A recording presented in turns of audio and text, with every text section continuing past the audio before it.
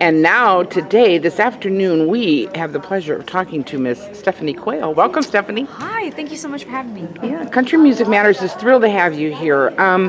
We've done a few things on you, but kind of reintroduce yourself to our fans. Tell us all about you and how your road to where you're at now. How did I get here? Yeah. Well, originally I'm from Bozeman, Montana. Grew up on a farm, and that's where I fell in love with country music. Literally in our barn, we had this little silver AM radio that would play country music 24/7. And my mom would say, as most moms do, that I came out of the womb with my twang. But I was just a Western country music kid.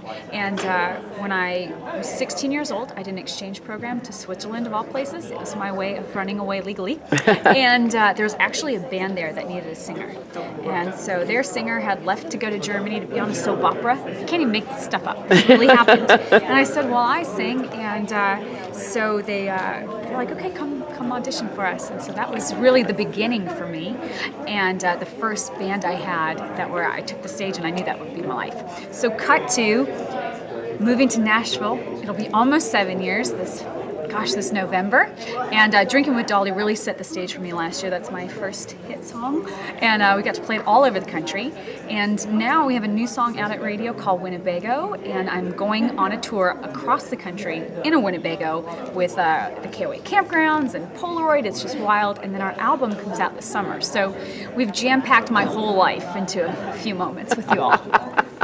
What has been your biggest and toughest learning curve since you started out in this? Oh man, patience. You know, it takes time. It's like I think I'm learning to be patiently impatient, and that's, where you're hungry and you just keep going and going and going, but also that you have the time, like to really take the time and hone your craft. Did you have any checkpoints before you even got to Nashville, as far as people? Music, absolutely. So I actually went to the West Coast after high school and started making my little country albums, and that was where I kind of figured it out, and I was able to go full-time music. So I was performing live full-time before moving to Nashville. Do you want me looking at you? You're good? You're perfect. Just making sure. So by the time I moved to Nashville, I was already a full-time musician, artist, songwriter, entertainer. So when I moved here, I was really able to just go all into country music, all into my music, my craft, and just 1,000% be in it. And make decisions not out of desperation, but out of what's the right next step. So when I first moved here, it was just about figuring out how to own that moment, like so many do here in Nashville, just a voice, an instrument, and a song. And how the best songs need nothing to really connect. Now, you've been writing since you were very young. Yes, I've been writing since I was a teeny tiny. It's like a lot of artists, you probably just grab from life. Yes. In general. Yeah. I was very serious as a child. My songs were pretty intense. I'm like, I gotta talk to myself about these.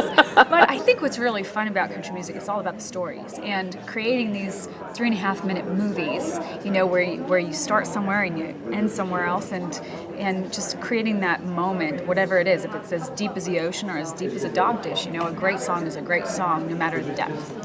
And how do you know when to bring out those great songs on an album? Like, you write, you hang on to them. That's a great question. I have some songs that I wrote years ago that are going to be on the new album coming out, and I have ones that I've found recently over the last couple years. It's like finding that perfect pair of jeans, when you put them on and it's just perfect and you refuse to wash them because it's just too good. Yeah. That's how we've been finding songs, how I've been really falling in love with those songs. They come from us from all different ways, from Matt McClure, the producer of our album, to me in writing sessions and just going, man, there's something about this one. I'm also my biggest critic, so I really have to lend my trust to other ears to really go, no, there's something about this song. And that's what you look for. I don't always know if it's a hit or it's a smash or if it's a great song. Like, we go for great. And if people are, really resonating with something, you feel it at a concert too. And we've had the luxury to be performing these songs out live so much that you feel it from the audience. And so that's a lot of how I go, okay, there's this, we have to, really investigate this one. Now, you've done some shows with Luca Koga, and I understand now you guys have a duet you've worked on. Lucas. Yeah, Lucas and I it's actually the first song we wrote together, and it's spectacular. It's a really, really special song. He's an incredible artist, incredible voice. I mean, he's just got, voice for days. So I can't wait to share it with the world. I don't know when we get to officially, but it's called Second Thoughts, and it's another round of Second Thoughts, and it's just a beautiful message. I think a lot of us have been in those breakups where you're, are you going, did I make a mistake, or, did I make the right decision? Who has been, when you put out Drinking with Dolly, were you totally nervous as to how it was going to be accepted? I wasn't nervous about it because I was so sure that song had to be heard by the world. The first time I heard that song, the first line, the first chord, I was in tears, arm hair straight up, and I just knew.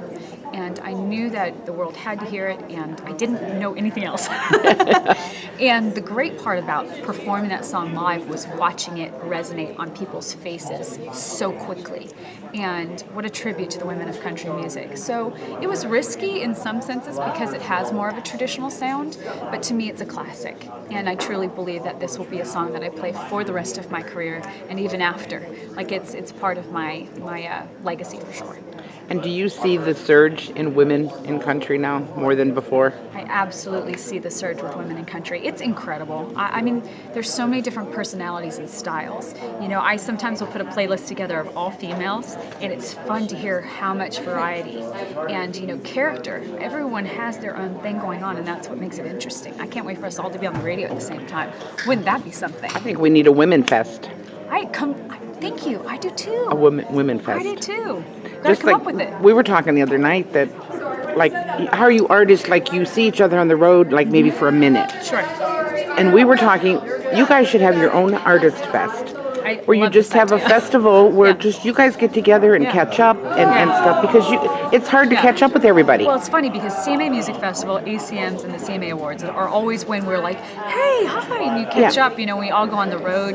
Kind of we do it at similar times. Yeah. So you do see a lot of your friends at the airport and fellow songwriters and artists through these means. But yeah, I think that's a great idea. There you go. I like it. I will help with the charge of this. I think we're in business. I think so. So how's CMA Fest for you this year? Oh my goodness. Well, CMA Fest is bonkers. CMA Music Festival is completely bonkers because we head out on tour Monday. So the festival, I've got performances Friday and Saturday, signings all weekend, and I leave on a Winnebago up to our first stop, which is New York City, which is wild. I've never performed in New York yet, so this will be a first time for me, which is really, really especially in a Winnebago. I know, in a Winnebago. I mean, it's just so cool. There's so many layers of cool. This song, Winnebago, when I heard it, I just wanted to go live the song. There was just so much nostalgia about growing up just like a teeny tiny, with my grandparents taking me across the country in the RV. So and it's a great summer song. Oh, it's so much fun. It just is, because there's so many people do it, can relate to it. Summer tradition, just heading out. What I'm hoping is as this grows, that every summer it'll just be more and more, and we'll just start caravanning across the country, just like this positive epidemic of country music. Going to Artist Fest in Winnebagos. I like it. Love it. So what do we have? You start your tour, and then what else from there? Start the tour, and then the album comes out later this summer. So it's preparation for that, and literally just playing shows the rest of the year. It's the flock of Quayle. That's know how where serious you that are. is. You are serious on social media. About the flock of Quayle. Yeah, no, it's amazing. Social media is such a great way to keep connected, and I think before it was more like this is what I did, and now it's like this is what we're all doing together, and it's very it's just we've created this amazing little family of awesome humans that love music and came together. And do some of your music selections on recordings kind of come from fans too, like their reaction and feedback? If you do something in on a show, say, man, that went over great, maybe I'll put it on an album. Yeah, for sure. The fans, this is all for them. Yeah. At the end of the day, I am here for the fans.